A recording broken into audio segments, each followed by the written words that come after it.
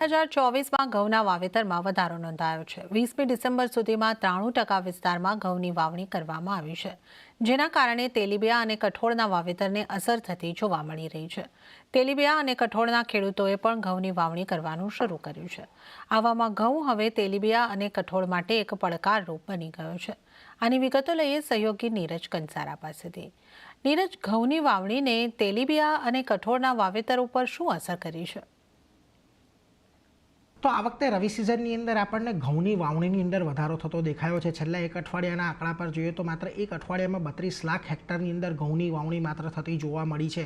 હવે એક તરફ ઘઉંની વાવણી તો વધી રહી છે, તેની સામે તમને કયા પાકોની વાવણી ઘટી રહી છે તો જુઓ, તેલીબિયાંનું વાવેતર આ વખતે આપણને થોડું ઓછું જોવા મળ્યું છે। કઠોળના જે પાકો વાવનારા ખેડૂતો હતા તે પણ આ વખતે તમને થોડા ઘઉં તરફ વળતા દેખાયા છે। કેમ, કારણ શું છે આનું? તો ખાસ કરીને સૌથી મોટું કારણ અહીંયાથી એ છે કે જે ચોમાસું થોડું લાંબુ ચાલ્યું હતું, જેને લઈને જે અનુકૂળ હવામાન હતું તે અનુકૂળ હવામાન અન્ય પાકો માટે નહોતું, અને ખાસ કરીને ઘઉં માટે જે હવામાન છે એ થોડું વધારે અનુકૂળ રહેતું જોવા મળ્યું હતું। અને એ જ કારણ છે કે ગુજરાતની અંદર કે મધ્યપ્રદેશ અને રાજસ્થાનની અંદર પણ આપણે આ વખતે જીરું કે ધાણા જેવા મસાલા પાકો છે એનું વાવેતર થોડું ઓછું જોઈ રહ્યા છીએ।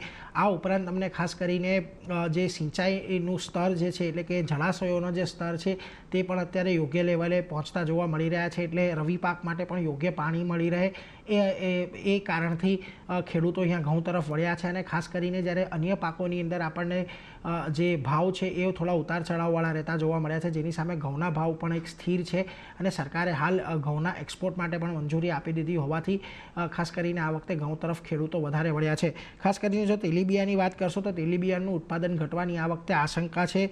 5 વર્ષમાં લગભગ 635.7 લાખ હેક્ટરની અંદર આપણને અહીંયા વાવેતર થતું જોવા મળ્યું હતું। 2022-23માં જે તેલીબિયાં હતા એની કિંમતો વધારે હતી, પરંતુ 2024ની અંદર અહીંયા આ કિંમતો ઘટતી જોવા મળી છે। સોયાબીનના જે ભાવ છે હજુ પણ આપણને એમએસપીની નીચે જ લાગી રહ્યા છે, એટલા માટે આ જે તેલીબિયાંના ખેડૂતો હતા તે હવે ખાસ કરીને ઘઉં તરફ વળ્યા છે। કઠોળના ખેડૂતોની વાત કરી લઈએ તો ઘણા બધા કઠોળની અત્યારે ઇમ્પોર્ટ આપણને વધતી જોવા મળી રહી છે, જેને કારણે સ્થાનિક બજારની અંદર સારો એવો સ્ટોક છે, ભાવ પણ નીચા છે, અને આ ભાવે ખેડૂતોને કઠોળના પાકો વાવવાનું કે તેમને પોસાય એમ નથી, એટલા માટે તેઓ ખાસ કરીને અહીંયાથી ઘઉં તરફ વળ્યા છે। હવે જો તમે ઓવરઓલ રવિ પાકની વાવણીની વાત કરશો તો ગયા વર્ષે 590.97 લાખ હેક્ટરની અંદર ઘઉંની વાવણી થઈ હતી, જે આ વર્ષે તમને લગભગ 590.82 લાખ હેક્ટરમાં થતી જોવા મળી છે। આ વર્ષે તમને જે રાયડો છે એના પાકમાં 6%નો ઘટાડો આવ્યો છે, મગફળીમાં 7%, સનફ્લાવરમાં 5%ની વાવણી ઘટી છે। આ ઉપરાંત ખાસ કરીને ચણાની અંદર ચોક્કસથી 2%નો વધારો થયો છે, પરંતુ મસૂરની વાવણી અહીંયાથી આપણને 4% જેટલી ઘટતી જોવા મળી છે। એટલે આ બધા ફેક્ટર એવા છે કે જેને લઈને આ વખતે ખેડૂતો ઘઉં તરફ વધુ વલણ રાખી રહ્યા છે। જી નીરજ, સમગ્ર વિગતો આપવા બદલ આપનો આભાર। ત્યારે જ માવઠાની આગાહીના કારણે જસદણના ખેડૂતોને જણસી ઢાંકીને યાર્ડમાં લાવવાની સૂચના અપાઈ। ગુજરાતમાં 3 દિવસ માવઠાની આગાહી કરવામાં આવી છે, જેને લઈને ખેડૂતોનું ટેન્શન વધી ગયું છે। ત્યારે ગુજરાતના માર્કેટ યાર્ડ પણ ખેડૂતોની મહેનત પર પાણી ન ફરી વળે તેને લઈને તૈયારીઓ શરૂ કરી ચૂક્યા છે। ખેડૂતોને પોતાનો પાક ઢાંકીને યાર્ડ સુધી લાવવા સૂચના આપી છે। જસદણ માર્કેટ યાર્ડ દ્વારા ખેડૂતોને સૂચના આપવામાં આવી છે।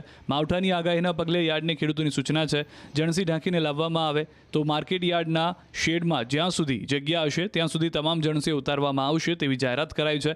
તેમજ ખેડૂતોને તેમની જણસી ઢાંકીને લાવવાની સૂચનાથી એ સ્પષ્ટ છે કે જણસી બગડે નહીં। જો ખુલ્લી જગ્યામાં તેમની જણસી પડી હોય તો ત્યાંથી ઉઠાવી લેવા સૂચના અપાઈ છે। ખેડૂતો તેમજ વેપારીઓની જણસી ન પલળે તે માટે મહત્વની જાહેરાત કરાઈ છે।